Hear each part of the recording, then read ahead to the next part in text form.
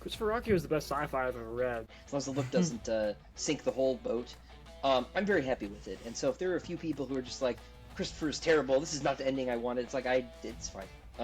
It's the ending I wanted. The one time I have gotten someone wishing me dead was over this issue. It seems like everyone in this booktube space is talking about Christopher Ruocchio, and for good reason. He's been nominated for a Dragon Award twice, he's won the Wellman Award and the Helsfer Literary Prize in France.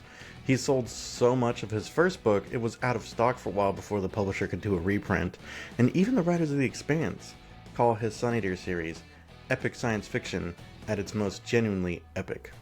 Which, coming from them, is saying something. We had a chance to talk with him just a few weeks before the release of Shadows Upon Time, the final book in the 7-book Sun Eater series. And let me tell you, it was a good time. In this episode, we talk about the ups and downs of writing the series, about his faith as a devout Catholic, which was pretty interesting, and we touch on the way his writing has both saved lives, people have told him that it saved their life, and also the dark side, it led Christopher to receive someone wishing him death. It was a wide-ranging, very fun conversation I'm so happy to share with you. I want to give a brief special thanks to our presenting sponsor for the season, Campfire, the all-in-one platform for authors offering both a full-feature writing software and KDP-style publishing. And I also want to let you know that the full 2-hour ad-free extended episode is available on our Patreon, and the link is in the description. Without any further ado, let's get into it. You're most famous for this Sun Eater series, and we are weeks away from the release of the last book in the series. So, how you feeling, bud? You getting any sleep? I'm not getting any sleep, but it has nothing to do with book 7. I feel very at peace with the book. That's good. E-orcs are out there. People are reading it. I've seen one person who didn't like it out of a few dozen, and I'll take those odds. Yeah. And the reality too is that, like, if the book's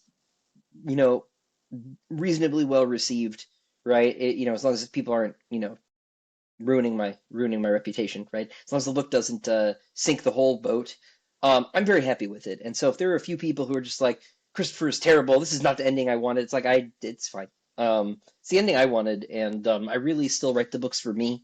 I say before, I wrote these books for no money when I was starting, and if I have to go back to writing them for no money, I'll write a lot less. I'll have to find something else to do, but I will still work on them, for me, because if you don't love what you're doing, you shouldn't do it, unless you have no other choice. And I do love what I'm doing. So if some people are not happy, that's fine. Not sleeping on account of 2 small children, but having to work at 4 a.m. or never. So, but the book's in good shape, I think. So we'll know soon. But yeah, that's fantastic. I feel like too, because it's book 7 in this big ongoing series, like probably the people that are going to, I mean, yes, perhaps they might be unhappy with the ending, but they have to already be fans of the series to get to book 7, right? There's got to be that part that sort of feels comforting, Yeah, there is a certain demographic that's sort of on lock in a sense, right? There are people who are just like, this is my thing, whatever it is, it's going to be fine. Right, you see this with like sort of big properties pretty easily. It's like, really, you're still watching that? It's been terrible for 10 years, and they're like, what? It's the best. And so yeah, there's a certain number of people who are going to be insulated from, my own failures if there are any, always, right? But like the same time, the sort of super dedicated fan is also often the strongest critic. Because they have the most acute sense of what it is I've been doing, and if what I have been doing somehow deviates, right? If enough of them have the feeling that I've lost whatever it is, right, then I'll have a problem, right? Because you want to really take care of your sort of innermost circle of readers. If I lose them, that'll be a tragedy. So, I don't. It sounds like I worry about this a lot, but it's only because we're talking about it. I don't think about it too much. Yeah. Sure. No, you're spending time cleaning diapers, not worrying about this. I understand. Right. I've been there. Yep. I am surprised to hear someone already didn't like it though, because it's it's the frame narrative and all that. It's been building for this since page 1. I there's always somebody, right? It's fine. They just didn't like the ending for whatever reason. It's okay. Um, I probably wouldn't like the books that they like anyway. There's a Tolkien line right in the beginning of Lord of the Rings before the actual book starts, where he says something, about his critics and how he doesn't think very much of the books they would enjoy, so he doesn't care, right? And I think about that a lot. Trying to be Tolkien when I grow up, get grouchier. There you go. Yeah, That's that. yeah. That's the arc, right?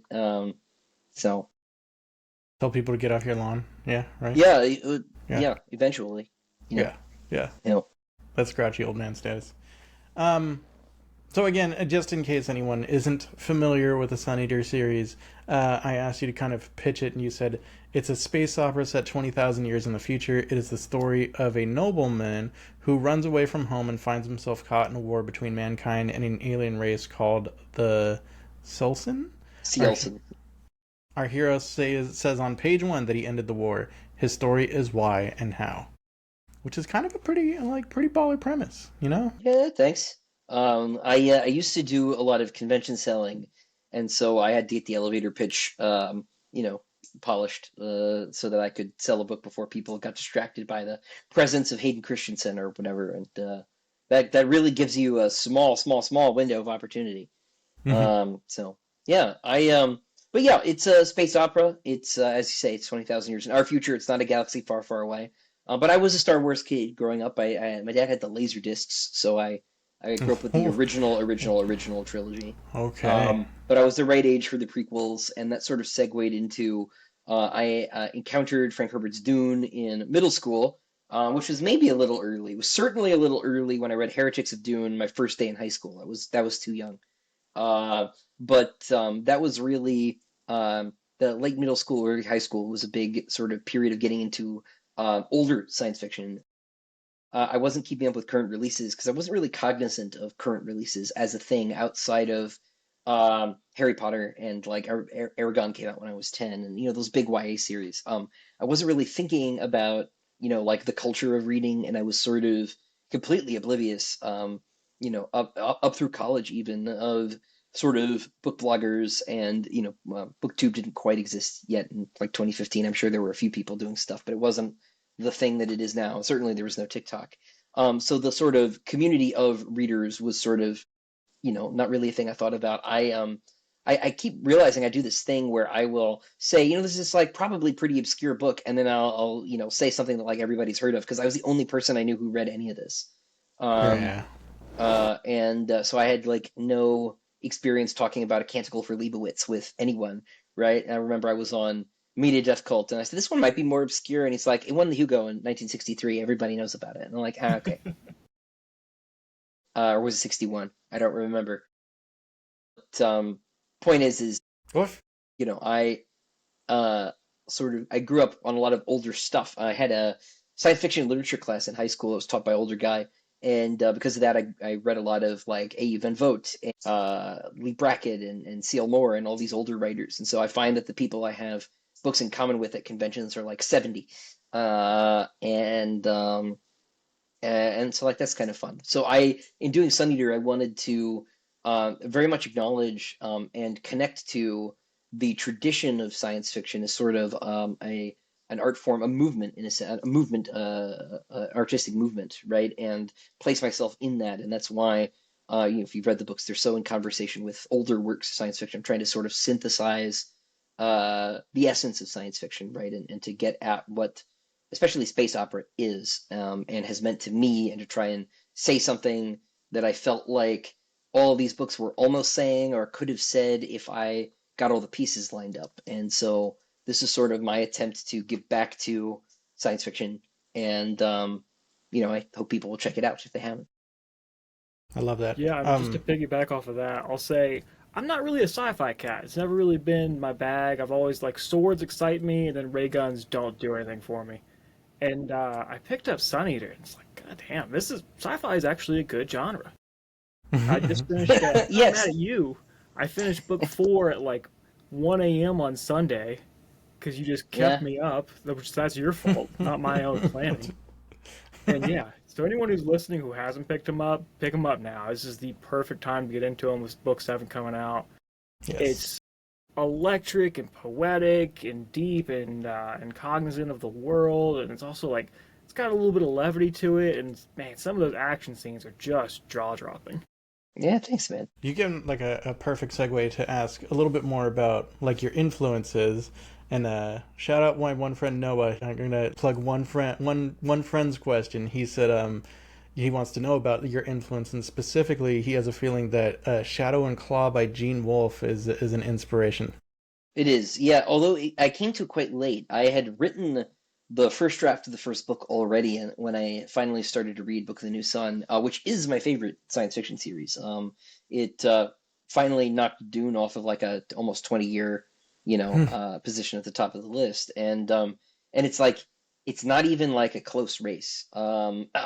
Gene Wolfe is, I think, the greatest science fiction writer of all time, and I mean that like technically. I think he is a better writer than any other science fiction writer, like just in terms of um, style and syntax and word choice and his command of character and perspective and his control of mood and theme and all these things. Like I have a rhetoric background and I um, so I think if I were in school, right, or trying to make a thesis, I would try to make this case as objectively as possible because I think you can. But he's just such a masterful writer, and reading that series quite as late as I did. If I'd read it earlier, I would have written something else because I wouldn't have even have tried to sort of play in, because I was already in kind of a similar spot. A lot of the language was already in place in terms of doing the like Greco-Latin sort of translation mechanism. I didn't get that from Wolf. I was already doing it. I'd gotten that really from Tolkien in part because Tolkien does the found document thing.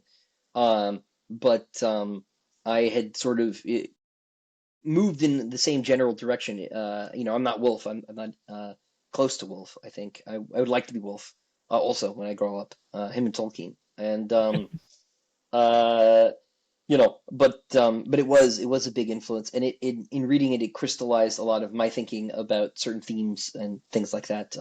And I would strongly recommend anybody who likes science fiction or likes fantasy for that matter, because it really does sit right in the middle. It's really a Dying Earth novel, which is lowercase letters. It's not a Jack Vance book, right? But like it really is in that sort of genre, and it feels very medieval, and you'd have to know that it's the far future, right, to get that for a long time, starting with the book. So, ZB, if you've never read it, I think it might be up your alley. It is famously obscure. Like it plays its cards very close to the chest. It's very hard to tell 100% what's going on because Gene, as the writer, is so close to the perspective of the character. He doesn't tell you things the character would think are obvious because the character and his audience live in that world. He doesn't have to explain that some people are robots, right? Everybody knows that, and it just doesn't matter, right? And so, like, why is this guy so weird? Oh, he's C-3PO, right? Like, he's moving funny. Like, that's what's going Yeah, on. But it was a late influence. But yes, absolutely. I have read Shadow and Claw. I have not read the last two. Yeah, What is cool. it? Yeah, Sword and Citadel, Uh, I think. yeah. Yeah, I do think so. I've read four of yours and two of his, and you're my favorite sci-fi author, so you got that. You've already grown up to that number one spot. I'll But take it. two things I think that you touched on that are so interesting about Gene Wolfe is his vocabulary is ridiculously obscure and outstanding, but he's such a master of the human language. He'll throw a word that no one has said in the last 150 years, and you know exactly what that word means. He's so Yeah. talented at that. That's partly why he does this too. So one of the gimmicks with that series is there aren't any invented words. Um, all because we do this in science fiction all the time. We just make up words for things.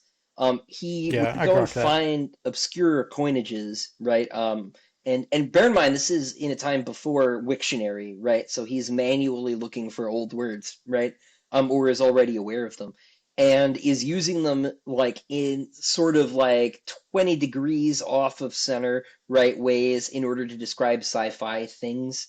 And because they are old words and they actually have meaning, even if you don't know what the word means, you're able to parse, because even people who don't really know like etymology, right, are able to kind of guess at meanings because the sounds in the words, the morphemes are related to each other, the sort of little individual bits of meaning that make up the word in the first place. And you can guess, this is like some sort of machine, right? Or this has something to do with dogs. But and so it does give you this weird sort of sense that you're looking at this world through a grimy window, but it's a lot more intelligible often than a lot of science fiction. Because one of the reasons science fiction can be bad very easily is language, and fantasy is a little bit insulated from this because like the grammar of fantasy is more established. People know what an elf is, right? In a way that they might not know what your alien that you made up for your one story is, right? Making up aliens is harder because they like can't just be dwarves, and well, they can, but like that's lame. You have to like, like these blue people are different, right? They have 6 arms, right?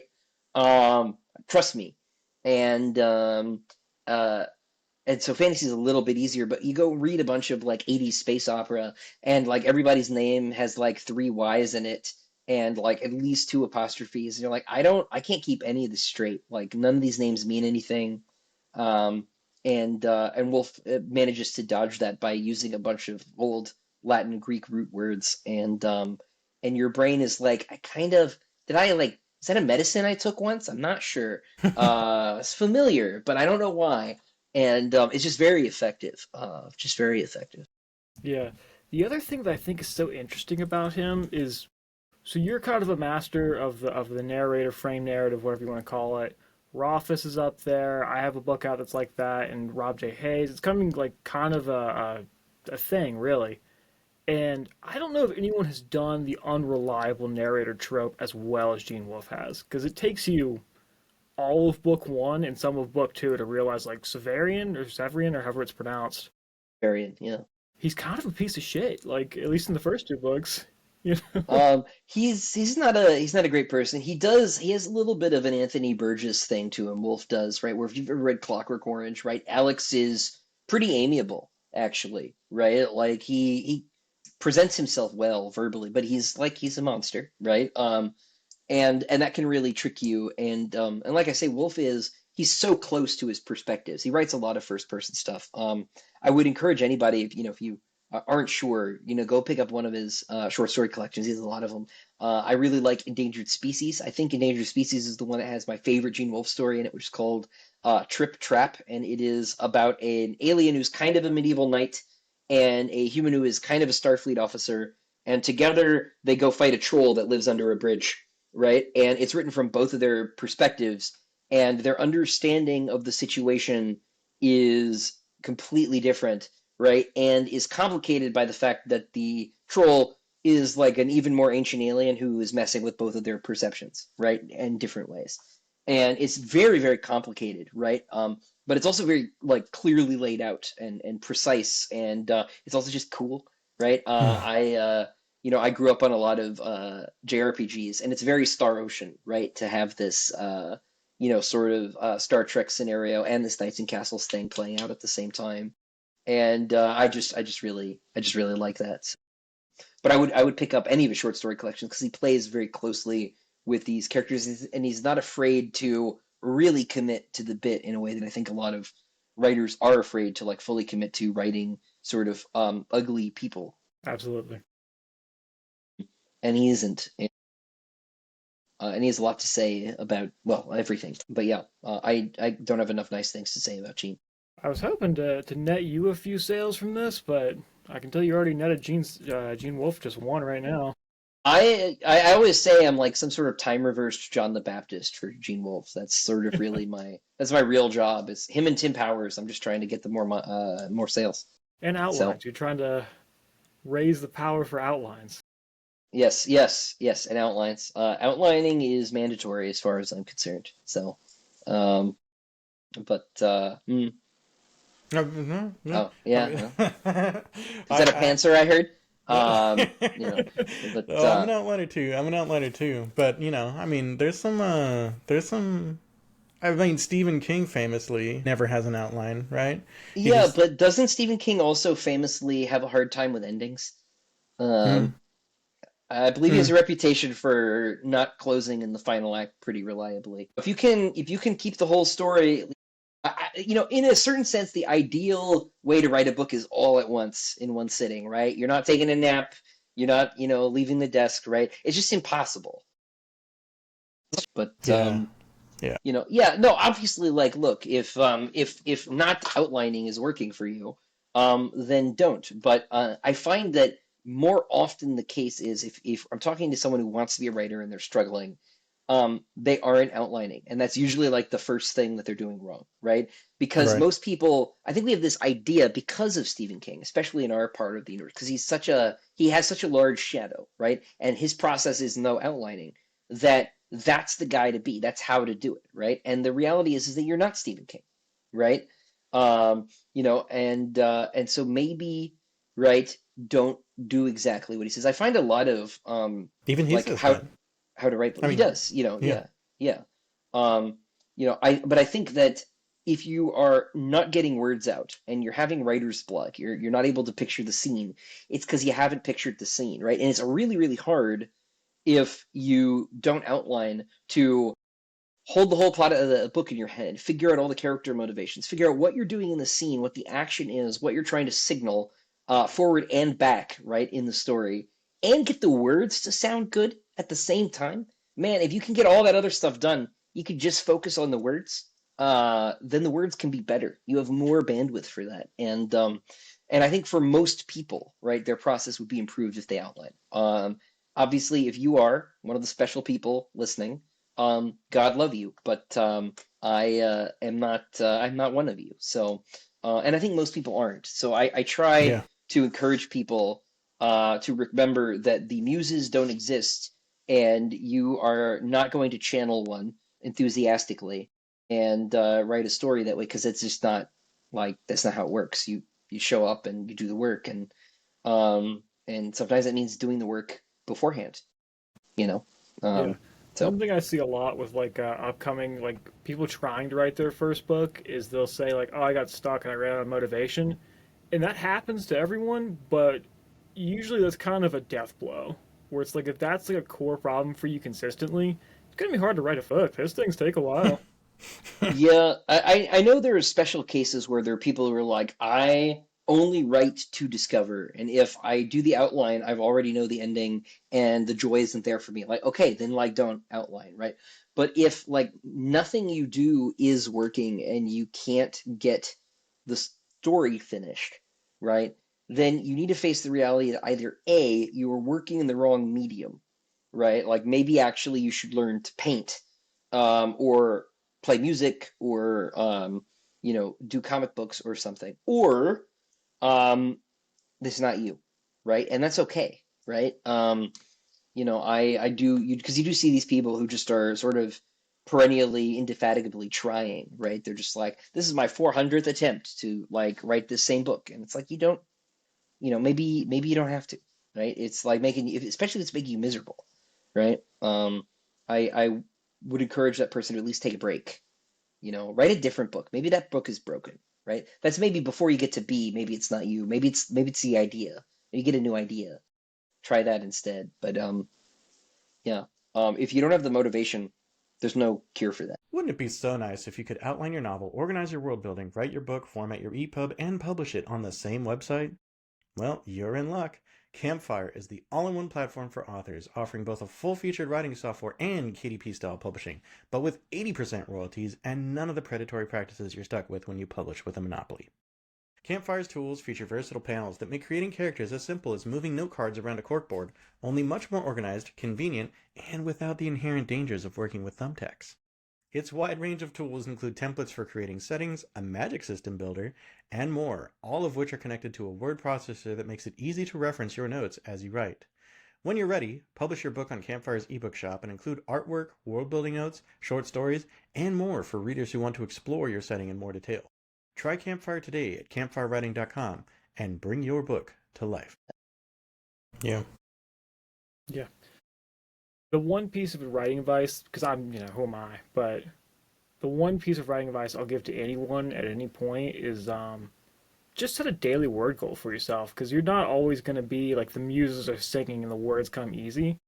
But if you set like a very low word count goal of like 350, which is the average length of a page, or 500, that will keep you moving. So if you're someone here, because I think every author has their graveyard of attempts, right? Like when they're 16, they try to write a book, it doesn't go well, and I have 100 of those. So if you are someone who does have a bunch of attempts, I wouldn't say give up.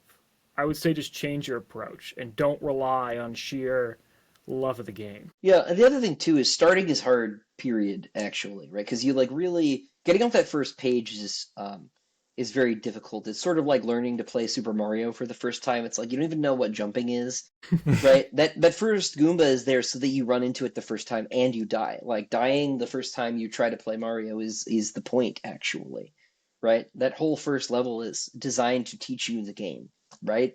And so like you'll write a sentence and then you'll delete it. You'll write another sentence, maybe you write two sentences and you'll delete them. I do that still, right? When I start a book, especially when I start a book, but sometimes like hard chapters, I assume the day that I'm starting on that chapter or that book, I'm going to do very little. And it might be like all I get is that first paragraph after like 4 hours of work. Now I have like, fortunately, this is my job and I like have time to get that right? But like once you get off that first page, like, okay, you figured out the jumping thing, right? That block had a mushroom in it. That's cool, right? And don't fall in that hole, right? Green pipe, cool. Just gaping chasm, nope, right? You got a basic sense. You made it to the flagpole, great, right? Um, Next chapter, maybe you're underground and there are two Goombas, right? And there's a little you can't break those blocks, right? It's a problem. But like you'll get there later, right? You need to sort of take things one step at a time, right? Learn the game you're playing, right?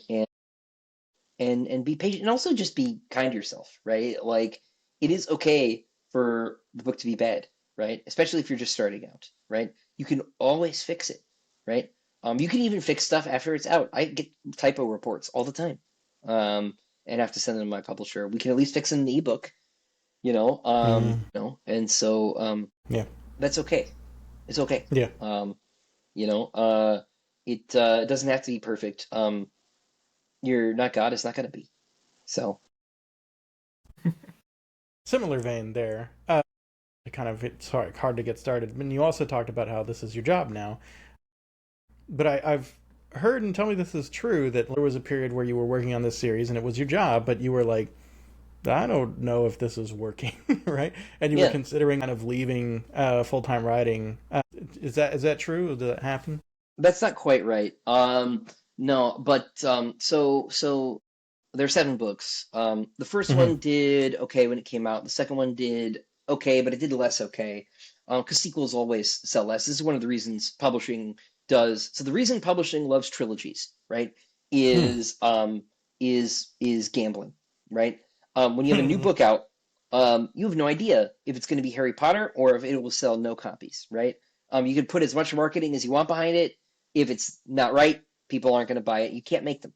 Um, and but if it sells pretty good, if it whatever it sells, right, you know pretty reliably that the next book will sell between probably 40% and 70% of what the first book sold, right? Maybe the error bars need to be a little wider on that, but like then you can actually project what you're going to sell, right, in the next quarter with that second book, right?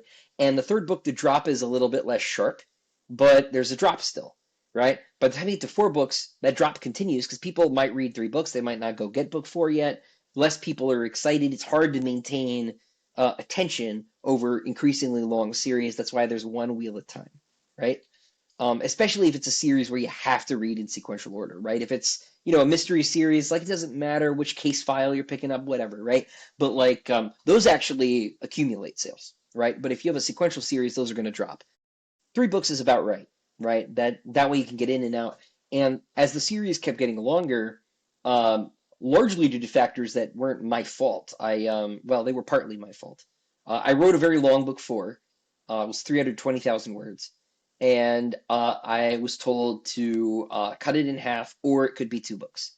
Um, And I said, well, we'll just make it 2 books. And my US publisher was like, great. That was not great with my UK publisher because my UK sales were behind my US sales enough that they were like, nope, book 5's not worth it for us, right? And like that was hard to hear, but it made sense, and I wasn't sad about it. But it was around that time that I decided to quit my day job actually, when things were going badly, because I did not want them to go badly, and my attention was split. And very fortunately, I mentioned Tim Powers, who is one of my very favorite writers, is a lovely guy. Has this joke, right? When people ask him, how did you get to be a full-time writer? He leans in very conspiratorially, and if it's another guy, he says, "What does your wife do?" And my wife at the time was working in data science and was paying the bills for the house. I made a little bit less, but I made less at the time, and we did the math and was like, look, like we'll take a little bit of the hit, but we'll be fine. Why don't you give it a shot? And so Jenna carried the team, right, for a little while there, and I was able to sort of take a look, not just at the writing and like fix this book splitting problem, right, but also look at sort of how I was approaching the career, right, in terms of income streams and marketing and attention and all of this stuff. And this was after BookTube had started. This is right around the time. This is right after Mike had done his first review. And the thing about BookTube, right, is that because YouTube is algorithm driven, they always need to make new stuff, and so they're always looking for new books, and so they all watch each other. And so Mike liked the first book so much that inspired mostly writers who were downstream channels that were downstream of his subscriber count, right, to then go ahead and do it. And I had the sense that if I just said yes to every interview, I would get my face in enough thumbnails that I would start to look like I was legit. And this is if there is a secret, it was this. I just didn't say no to an interview. Right. It doesn't take too many committed readers to make a living at this. All you have to do is find them and then treat them well. So you do that by finding things to do for them between and besides the release of full novels, because the problem with writing books is it takes a year, 2 years, 15 years, and you need to compete with Minecraft streamers, right, who or they never stop making stuff. So we're ready for a game. Let's hit him with a game. Yeah, Christopher, have you ever played the game Wavelength? Okay, so the way this game works, and for everyone in the audience, Christopher, you're going to think of a number 1 through 10, and you're not going to tell us. Okay. And then I'm going to ask you 4 questions where it's a scale of 1 to 10, and you're going to give me something on that scale. So if I say, if your number is 10, and I say, give me a U.S. state based on how pretty it is, you might say, like, Hawaii or North Carolina or something like that. Whereas if your number is, like, 3, you might say, like, Alabama or West Virginia or somewhere around there. So on and so forth. Like 5, we said was like Georgia, and like I think we said like 7 was Seattle and stuff like that. Or Washington, Okay. excuse me. Just making sense. Washington. Yes, I think West Virginia's not so bad though, but mountains are cool. Mountains are cool, but from my experience in West Virginia, I'm a solid 3. Yeah, all right. All right. Coal mines are not. Yeah. Coal mines not so much, but all right, Christopher, you have your number? All right, I'm going to close my eyes. And Christopher, hold up, do like a good old fingers, show the people in the audience, and they can look if they want to, or they can not look, and they can play along. I'm not looking. Okay. All right. Hands are down. Are we good? All right. All right. Number established. On a scale of 1 to 10, with 10 being the most purple, give me a book based on how purple the prose is. Good purple or bad purple? So interesting. Well, there is a bad purple for Christopher. Yes. Yeah. Oh, yeah. I don't sure. think there's a definitive good or bad purple. It's a just how violet or how purple do you like the purple? The Wise Man's Fear. Well, that's like Wise Man's Fear. All right. 8, 9. A very quick side note. I do have a tattoo. Am I supposed to tell you? No, no, not yet. We got to. Okay. Yes. Wait, what is real that quick? tattoo? This is a tattoo of the Cathay from Wise Man's Fear. Oh yeah, there you go. That's sick, dude. All right. So our I next didn't know that. question is a holiday based on how much you like it. Mm. Good old generic. Mm. Yeah. Easter. Okay, I feel like a bit of a stalker because most of Nick's questions I've just known the answer to because I did an interview with you and I had to like do some research on you. So you're a fairly devout Catholic, so I'm gonna think that's like an 8 or a 9. Yeah, sure. And then give me a superhero based on how good their movies have been. Oof. Ooh, man. TV show's cool. Daredevil. Mm. Nicholas, what do you think? I'm around This the is 8 the range. I that was mean, I think the Daredevil show was pretty solid. You know.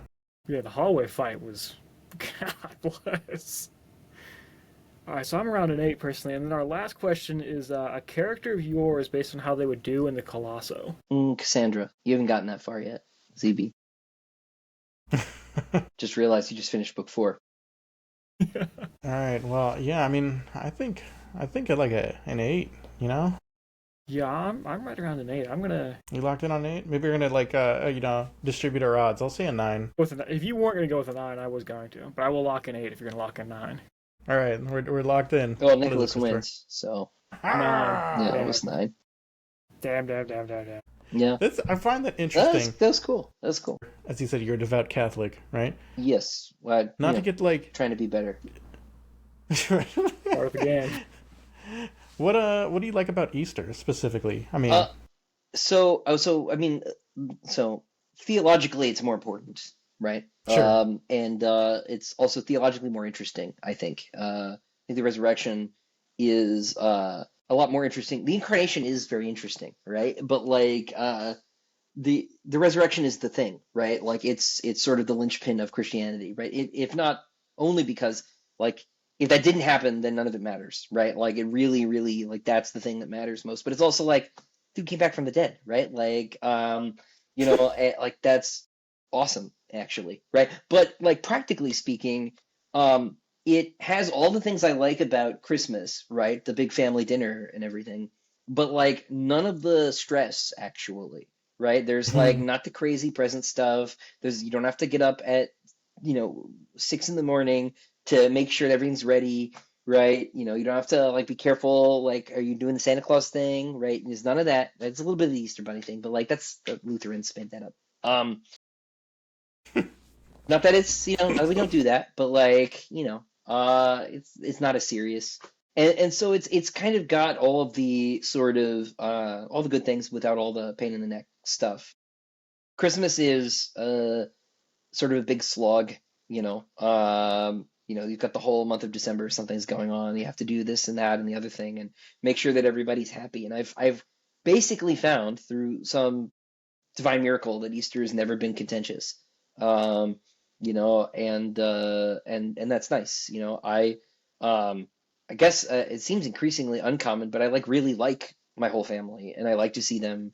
And I like to have dinner with all of them and to talk to them and be around them. We don't get to do that as much as we used to.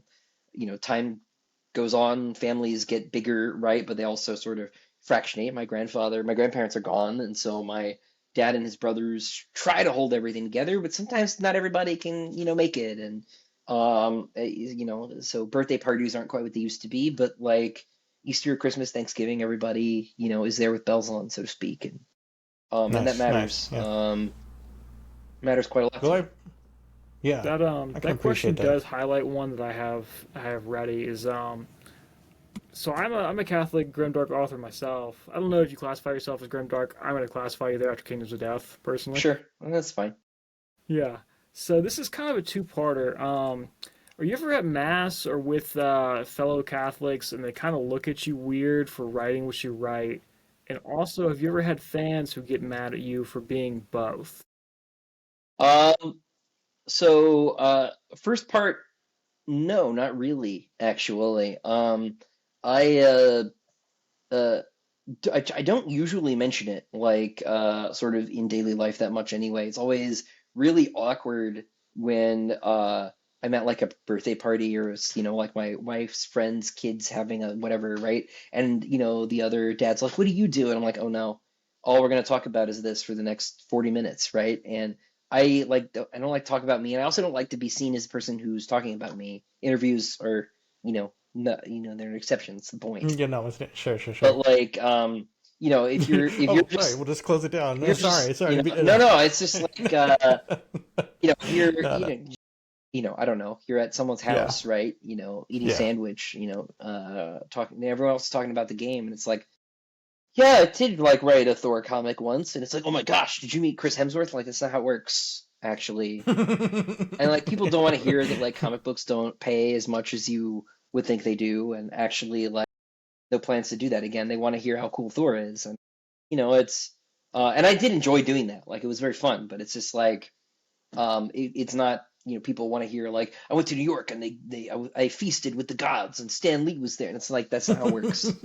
And I threw my goblet to the ground and said another. Another, Right? yes, yeah, and you know, so like I don't mention it that much. Like when I'm it's like I don't think my fellow So parishioners what do have a you good sense of what it is I do, and I don't. what do you tell people when you're at the birthday party and they I ask tell what you them if do? they ask, but I don't make a point of it. And so I can't think of a time when I've been at church and it's been like, I write science fiction novels. And also they're like real dark. And but there was one time I was in Austin, and I was going to mass because I was on the road, right? And I happened to go into the door of the church at the same time as one of my readers, and he knew I was in town. He was at my, I think he was at my signing later that day or the previous day, I can't remember.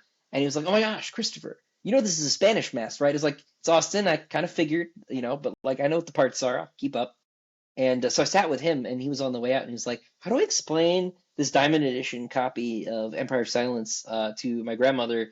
It has a pentagram on one side and a devil on the other." And it's like, oh, okay, right? Like, how do we, let's, deep symbolism lecture here, right? Because I don't want your grandmother to be upset with you.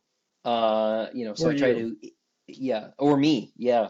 Um, and so I did. That's maybe the closest it's ever sort of come, and like he got it right. It was just how to explain that. It's like, well, and the short version of that is there are devils on the outside of the church building, right? Like, probably not in America, but like European churches are covered in them, right? And that's fine, actually. Their job is, to sort of scare away the real ones, right? It's symbolic, right? But it's in a sense literal, right? The difference between an angel and a demon is not one of kind; it's one of intent, right? And so like they don't look, everybody knows the biblically accurate angel memes, right? It's like they don't look nice, most of them, right? And there's a Gene Wolfe line, right, about how an angel is a demon who stands between you and your enemy, right? And so like, calm down, the symbols only mean what they mean right now. The pentagram had been a Christian symbol for a huge point of time. The Knights of the Round Table all wore pentagrams.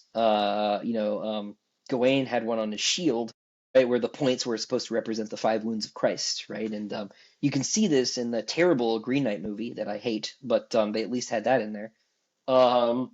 And as far as the second question, yeah, I have. So the one time I have gotten someone wishing me dead was over this issue. Was Whoa. they had discovered that I was a Christian and they liked the books up until a point, and then something in the book tipped them off, and they hoped I would die, and a good Satanist, I guess, would finish the series for me. Maybe, I don't know what they Wow. thought. And that was hilarious. It would have been more hilarious if my wife hadn't been the one who saw that message. But but there are people, yeah, but it's fine. I expect people to be hostile over this issue.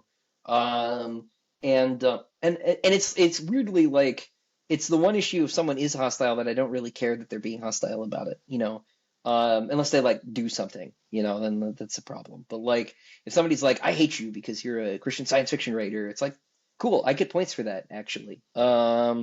You know, and I'm not gonna change who I am for other people. You know, but certainly not going to renounce my faith for someone else. But but like it's Or should harder you? when someone's like, your book sucks, and like, ooh, because like I made that thing, right?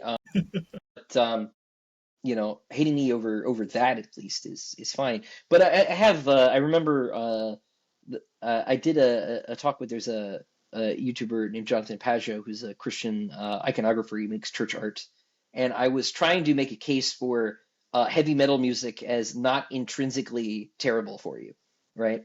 Hmm. And a lot of it is.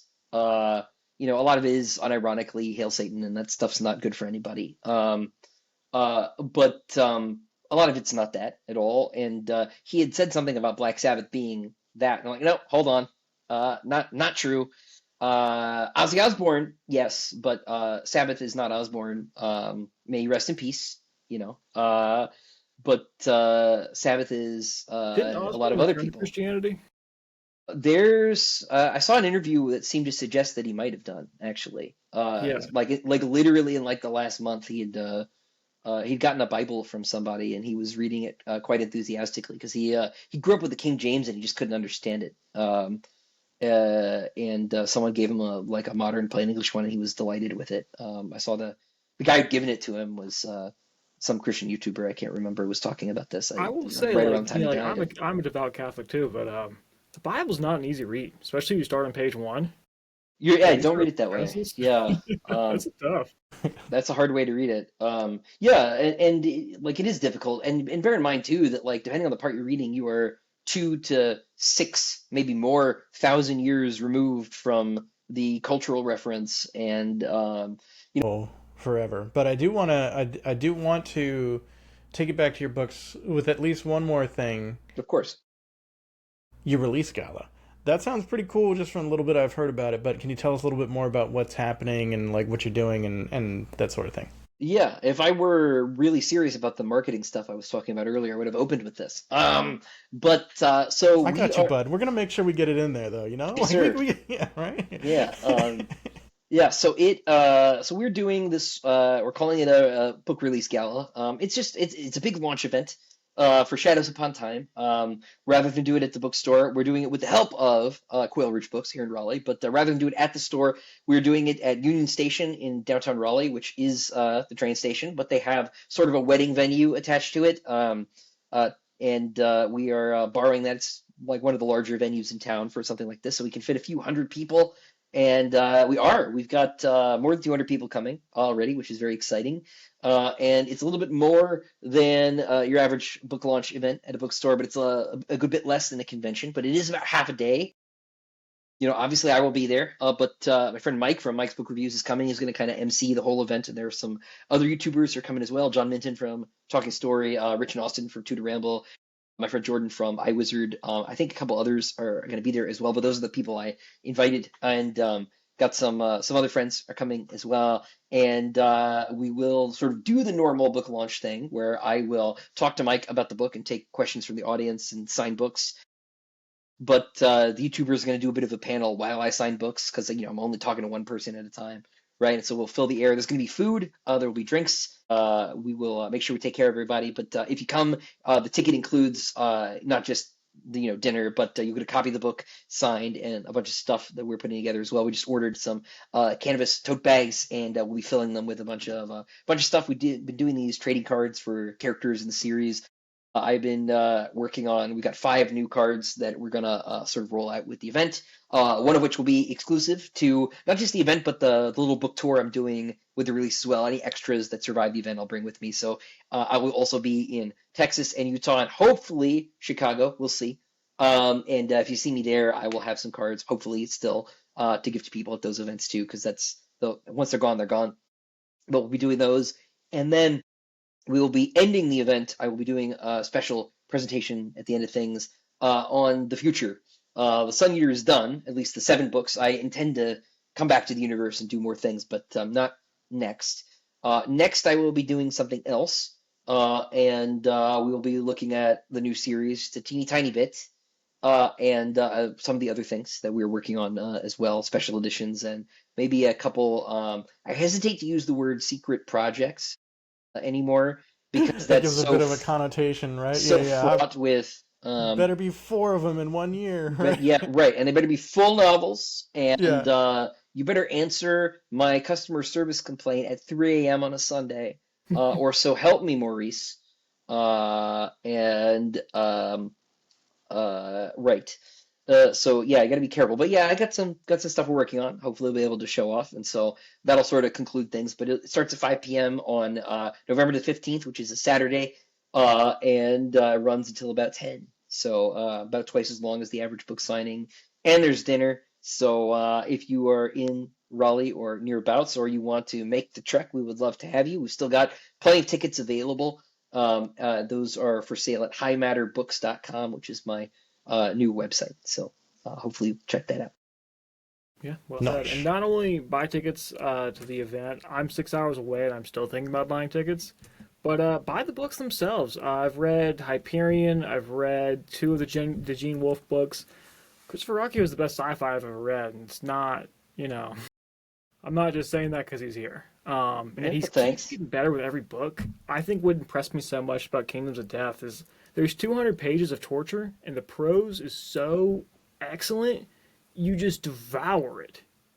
So yeah, just Oh, good. buy the books, buy the release ticket, buy all of it. Just to make ZB's point about he's not just saying it because you're here, Christopher, we were talking about guests that we wanted to talk to, and with like amongst our co-host chat, and he was like, "If we get Christopher Rockio, I will murder any of you to be have a chance to talk with him." And I So had like, never Jeez. met these people. This right, was the first right, thing I right. said to them. Yeah, well, So you have to make an impression. You need to know yeah, you mean business. So yeah, yeah, exactly. I get it. He came to play, you know. Yeah, it was nice to meet you. I will, if you're in the way, you're gone. Yeah, no, you gotta do what you gotta do, man. No, it's cool. It's cool. Well, that's yeah, that's really interesting about the release gala. That sounds really cool. I know, obviously, like the tickets are still available. When are you gonna stop selling tickets? Like day of or No, when you're we have to stop selling them at end of the month on Halloween, uh, through okay? Halloween, All because we right, need so to get this numbers into catering and things like that, and make sure we've got everything square. We so might. you've got 2 days if you're watching this. You've got today and you've got tomorrow. Do it. So we got the release gala. I'm curious about. Well, I want to hear more about the trading cards. Well, that's number one, and then I want to hear Okay. about like the release gala, kind of insider baseball. But I'm curious if that's something that you're setting up completely yourself, or if like the publishers helped. And then because you've been working kind of in the publisher space and your trad pub and whatnot, I am curious, and feel free to give unbiased opinion. But what are your thoughts on indie versus trad and how that space is like kind of evolving and seeing more and more of like hybrid? These are some of the things I want to talk about. So let's start with trading cards, Christopher. Okay. It's really cool that you're including the trading card, that you're making the trading cards. I keep seeing them on your Patreon. I think it's really neat. I love that you're going to be giving them at your gala and you have them at your tour. I think it's just a really neat extra touch. But for anyone that's not familiar, I just want you to kind of tell us a little bit more about the trading cards that you're making and what they are and that sort of thing. Yeah, so they look kind of like Magic cards, but they're more like baseball cards in that they have like the character stats on the back, but they also have these little QR codes that link to I've written lore entries to sort of expand the universe, the characters, and things of that nature. But so far they've all been character based, and they probably will stay that way. We might do stuff for like settings and things, but it's characters right now because I find that, and this is sort of a rule for me with cover art too, is that people care about characters a lot more than they care about spaceships and sort of landscapes and things like that. And so I wanted to always be kind of character forward with the artwork, and so sort of uh, not just spotlighting the characters, but spotlighting characters that people may not have seen before, right? They didn't make it on book covers, or presenting characters they have seen before in different ways or different points in their lives, and from the perspective of different artists was very appealing to me. And I like getting art for from books. People are always complaining there's no fan art. I'm like, that's a you problem. But I decided it was a me problem, and this was the way to do it. And we also simultaneously, I've had a Patreon for years, but it wasn't sort of gaining backers. I was doing sort of in-depth writing reports on what I was doing and stuff that people who really cared wanted to know, right? But it wasn't bringing more money in, month to month. I needed to do something, and sort of turning the Patreon into a creative engine to support the books. Right, was one of the strategies. This, I think, really was my wife's idea. How to implement it was more of a me thing, but she was like, we should do this, right? And I don't remember exactly how we started. And But now we've been doing this for almost, is it almost a year now? Yeah, I think it's almost a year. We've got about 20 cards out. Every quarter or so, we put out between 5 and 2 um, new cards, different characters in the series. I always pick one, and then I let my patrons vote to pick another one. And it's either a character we haven't seen before or permutation of one we have. So you can get variations of the characters at like different rarities and things. And I just finished yesterday packing one whole batch of booster packs to send out to people. I have a little heat press, and I'm closing all the foil packs myself. Still, it's one of those things I hopefully could get promoted out of doing at my own company. But it takes a couple evenings. So when I was getting my John Carter audiobooks in. So I've been working along with that, and we've got a bunch of different artists, mostly folks who've already worked on the books in some way. James L. Cook, who did my Diamond special editions, is doing them. Kevin Keel, who I met at Dragon Steel last year, who has been doing art to tie into my sword and sorcery work, is has done a couple for me. John Ballaran, who's done some of my indie stuff, and Renee Eigner, who's one of the Broken Binding sort of mainstay artists, has been in doing a bunch of art as well. All wonderful artists, lovely guys, and so it's been a nice way to keep doing more Sun Eater stuff between books. And now after the series, we're going to keep doing it, and I may end up doing these for the new projects as well down the road. And it's just been sort of a fun thing to kind of keep life support is not a charitable phrase, but to keep the series on life support in a sense now that it's over. As I said earlier, I plan to return to the universe, but I don't ever really want to leave. And this is one way to keep my foot in the door and to keep working on stuff. It's like, oh, we could get a new card out there and sort of do interesting things. And I want to do sort of more interesting things with them too than just the lore entries. I think it'd be fun to like break a short story up. It's funny, I was doing these, have been doing these since middle of last year, and then I went to Dragonsteel, and Brandon Sanderson was doing trading cards. It's like, haha, copying me this time, I see. I've been accused of copying him for starting a company, which is a very strange accusation for people to have made. Yeah, I think Pretty that's been sure he's going on for a copying like while. Henry Ford. Yeah, like Yeah. that wasn't that. Someone's had a company before, surely. Maybe. I don't know. Dutch Mo East India? I don't know. most writers, have LLCs actually, but I try to actually make mine do something. So that idea was taken apparently. How So, dare but you? he split up a short story across some cards, and so I think I may borrow that idea. And it's cool. I know my friend Ryan Cahill's doing trading cards now, and it's like, yeah, nice. He's a lovely guy. Yeah. So He's very nice. they've been fun, and people like art. And I like to get art, and I like to keep artists employed, and it's fun. So we've been doing those. There you go. That's a really cool idea too, actually, to kind of keep the world going even after the series is complete. With it, especially I like the idea. Yeah, the split up short stories. That's pretty cool. Yeah, Um, that might be a fun thing to do. Get the 5 pieces of Exodia, yeah, put them all together. then Yeah. fit them. Yeah. Yeah. Yes, New I'm, it I'm not all. Makes willing to sense. say them on here. I saw it in a All right. dream. Well, Christopher, this has been an absolute delight. Thank you for being here. Really appreciate it. I like genuinely. I've got like more notes and more questions. We could talk for like another 3 hours, but I we better cut it. I would love to another Um, time. Yeah. Everything you just watched is just 1 hour of a 2 hour conversation that we had with Christopher Ruocchio.